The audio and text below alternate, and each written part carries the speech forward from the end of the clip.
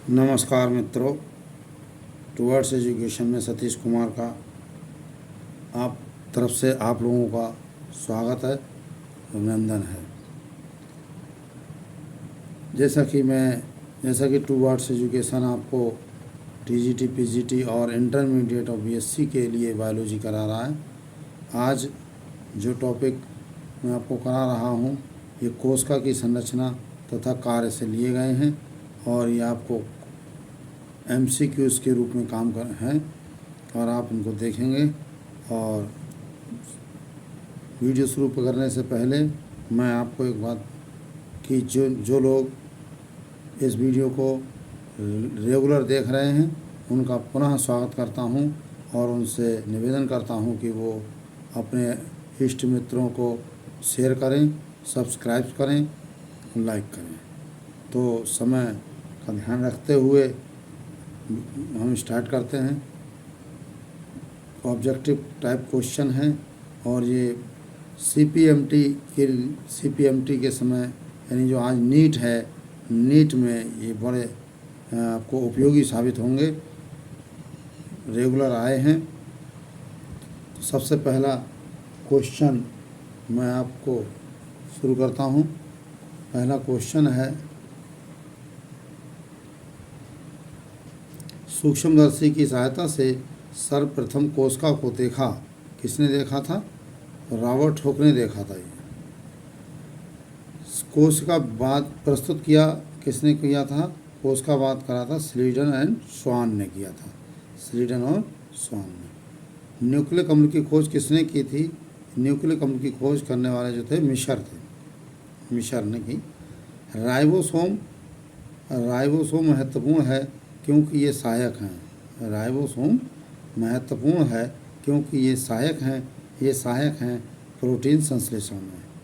देखिए भी आया है 90 में। कोशिका से दूसरी कोशिका के जीवद्रव में निरंतरता बनी रहती है। कोशिका से दूसरी कोशिका के जीवद्रव में निरंतरता बनी रहती है। ये रणनीति प्लाज्मोडेस्माटा द्वारा प्लाज्मा कला बनी होती है लिपिड तथा प्रोटीन की बनी होती है। नेक्स्ट है मिडिल लैमेला भाग है। तो ये भाग है कोशिका भित्ति का। अगला क्वेश्चन है 8 कि कोशिका कला का फ्लूइड मोज़ेक मॉडल प्रतिपादित करता है। क्या करता है कि एक लिपिड द्विपरत जिसमें एक प्रोटीन धंसे रहते हैं तथा कुछ प्रोटीन सतह पर होते हैं। अगला है 9, एक कोशिका का सबसे छोटा कोशिकांग है। एक कोशिका का सबसे छोटा कोशिका अंग यानी राइबोसोम कहलाता है, राइबोसोम होता है। इसका वी आंसर सही है। ग्वानिन को साइटोसिन के साथ कितने हाइड्रोजन बंध बनते हैं? ग्वानिन को साइटोसिन के साथ कितने हाइड्रोजन बंध बांधते हैं? तो इसका आंसर हुआ C 3 बनते हैं। राइबोसोम बना होता है। अब राइबोसोम का सवाल पूछा, राइबोसोम किसका बना होता है? तो राइबोसोम जो होता है वो RNA तथा प्रोटीन का बना होता है। कोशिका कला 12वां क्वेश्चन है, कोशिका कला जो होता है वो अर्ध पारगम सेमी परमिएबल झिल्ली के होता है। इसका आंसर V। और अगला है DNA द्विगुणन होता है। तो ये होता है मायोसिन सेकेंड तथा मायोसिन सेकेंड और मायोसिन। इसका 13वें का D आंसर सही है। RNA अनुपस्थित होता है। ये होता है जीवद्रव कला में। RNA जीवद्रव कला में इसका A यानी 14वें का A आंसर ठीक है।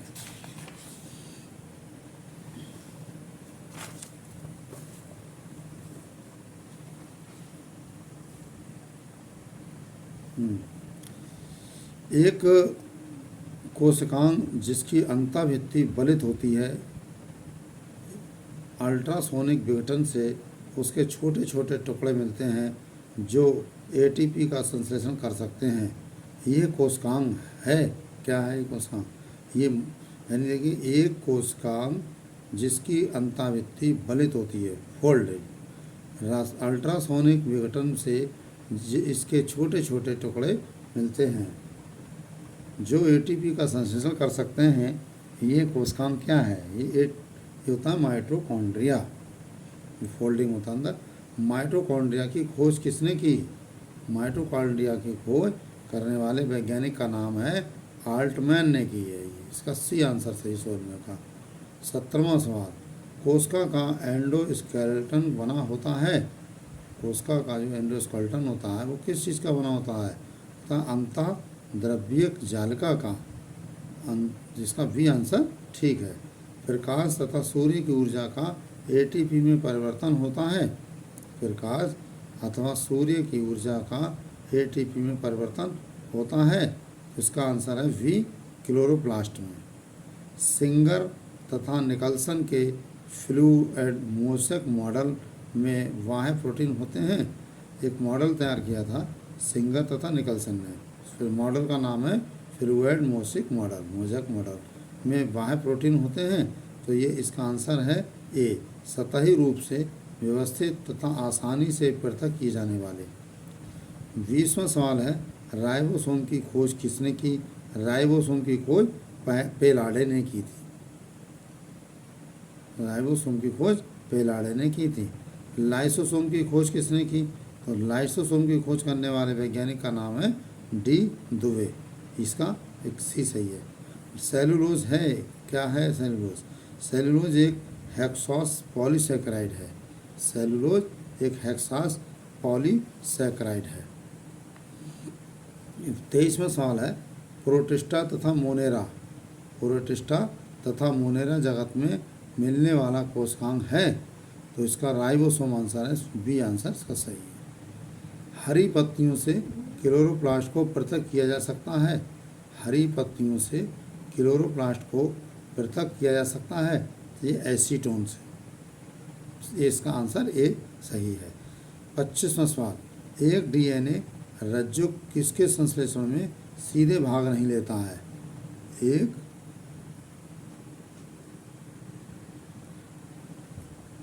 इसका सी आंसर सही है, प्रोटीन संश्लेषण में। कोशिका कला द्वारा तरल भोज्य पदार्थ पायन को कहते हैं। कोशिका कला द्वारा तरल भोज्य पदार्थ पायन को क्या कहते हैं? इसका आंसर है पिनोसाइटोसिस। पिनोसाइटोसिस।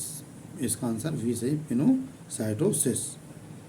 27वां सवाल है, कोशिका कला द्वारा ठोस पदार्थों के अंतर्ग्रहण को कहते हैं। कोशिका कला द्वारा ठोस पदार्थों के अंतर्ग्रहण को क्या कहते हैं? तो कहते हैं फोगोसाइटोसिस। इसका आंसर ए सही है।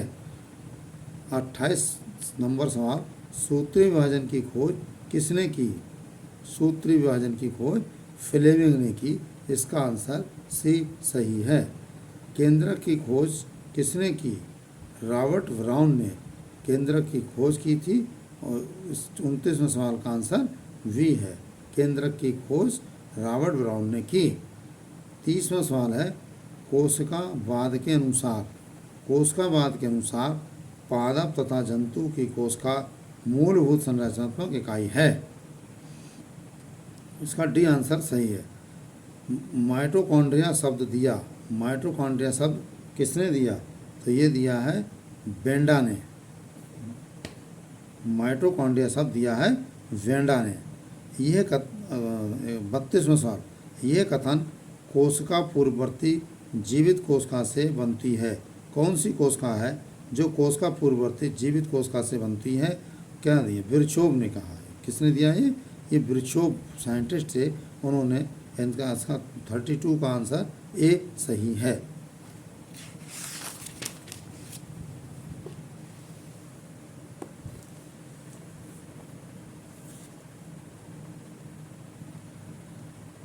केंद्रक के बाहर की ओर उपस्थित कोशिका के पदार्थ को कहते हैं। केंद्रक के बाहर की ओर उपस्थित कोशिका के पदार्थ को कहते हैं, क्या कहते हैं? कोशिका द्रव। इसका ए आंसर सही है। 34 नंबर सवाल, कोशिका द्रव एक भाग है। कोशिका द्रव एक भाग है, किसका है? जीव द्रव का भाग है, अर्थात इसका आंसर सी सही है। 35 क्वेश्चन, टोनोप्लास्ट एक वर्णात्मक पारगम झिल्ली है जो घेरती है, क्या घेरती है? ये रिक्तका को घेरती है। इस टोनोप्लास्ट एक वर्णात्मक पारगम झिल्ली है जो रिक्तका को घेरती है, इसका आंसर भी रिक्तका सही है।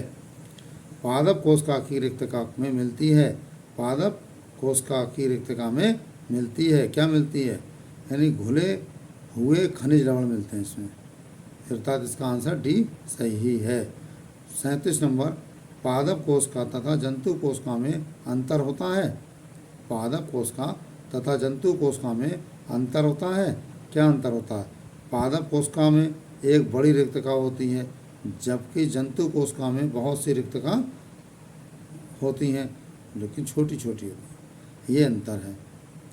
38 नंबर सवाल है, कोशिका कला का फ्लूइड मोशक मॉडल प्रस्तुत किया, किसने किया था? अभी पीछे सवाल आया था, सिंगर तथा निकलसन ने, सिंगर तथा निकलसन ने, इसका आंसर सी सही है 38 का। 39 नंबर, केंद्रक तथा कोशिका द्रव के मध्य केंद्रक छिद्र के द्वारा पदार्थों के आदान प्रदान में सहायक है, तो इसमें सहायक है ए प्रोटीन न्यूक्लियोलास्मिन, प्रोटीन न्यूक्लियोलास्मिन, इसका ए आंसर करेक्ट है।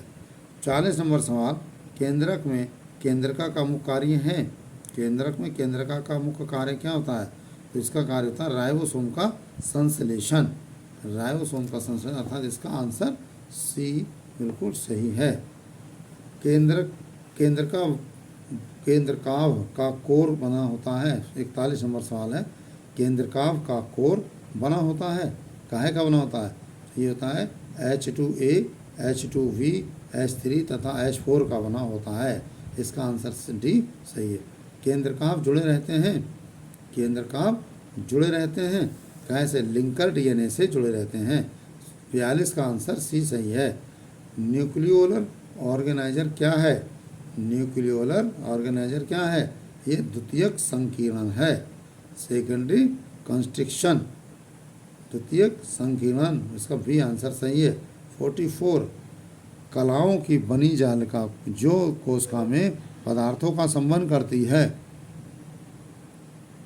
कलाओं की बनी जालिका जो कोशिका में पदार्थों का संवहन करती है, इसका आंसर है एंडोप्लाज्मिक रेटिकुलम, सी सही है। एसिटाबुलेरिया जिसका प्रयोग हैमरलिंग ने न्यूक्लियोसाइटोप्लाज्मिक प्रयोगों में किया, इसका आंसर भी सही है। एक कोशिकीय एक केंद्र की हरित शैवाल है। 46, लाइसोसोम को आत्मघाती थैलियाँ भी कहते हैं क्योंकि इनमें हाइड्रोलिटिक विकर मिलते हैं, बी सही है। पादप में पर ऑक्सीसोम संबंधित है प्रकाशीय श्वसन से, इसका आंसर सी सही है। 48, ग्लाइकोलेट ऑक्सीडेस मिलता है, ग्लाइकोलेट ऑक्सीडेस मिलता है, ये मिलता है गिलाई ऑक्सीसोम में, 48 का डी सही है। कोशिका भित्ति के भीतर की ओर तथा जीव द्रव कला, कोशिका भित्ति के भीतर की ओर तथा जीव द्रव कला के बाहर की ओर उपस्थित होता है, तो क्या होता है? लोमासोम, लोमासोम उपस्थित होता है, इसका आंसर लोमासोम सही है।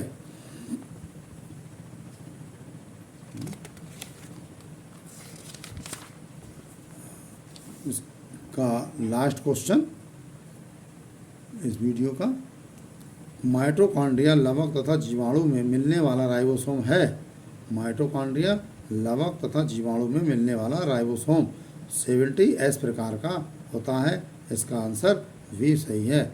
इसके आगे के अगले वीडियो में कराएंगे। आप लोगों को अच्छा लगे तो लाइक सब्सक्राइब ज़रूर करें, शेयर करें, और ये आपको कम समय में मैं आपको सीधा बताता हूँ, ज़्यादा समय बर्बाद आपका नहीं करता हूँ। Thank you.